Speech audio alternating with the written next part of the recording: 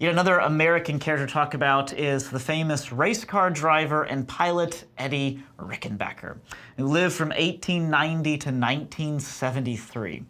As I mentioned, Eddie Rickenbacker was a famous race car driver that was prior to the war, had been quite successful, it was quite competitive in racing. And when the war came and the opportunity came to actually join with the American Army, Rickenbacker quickly volunteered for the position, very different from York, who was reluctant to go into it. Rickenbacker ultimately decided he wanted to fly, but he was denied, it seemed, at almost every turn from being actually allowed to fly an airplane. And he believed that he would be a great pilot, even though he had never flown an airplane, because he was a great race car driver. And he had this sense that race car drivers just have the skill set you need to fly a combat aircraft well. In fact, at one point he would even argue that there should be an entire battalion of race car driver pilots.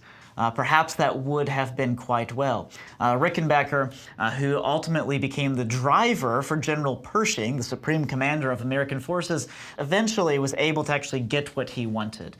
When he was finally given an airplane, albeit a rickety and older model, to actually fly, he was immediately successful, actually shot down several German planes, became a fighter ace, eventually was given a better plane, and within the few months that he actually was allowed to fly, he managed to shoot down some 26 enemy planes. It was the highest number for any American pilots, and it was one of the higher numbers of the entire war, even though Rickenbacker had only served as a pilot for a matter of a few months.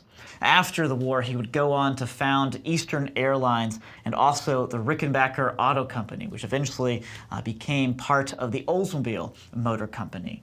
Rickenbacker himself would become quite interested in conservative politics, would support characters such as Barry Goldwater later in his life.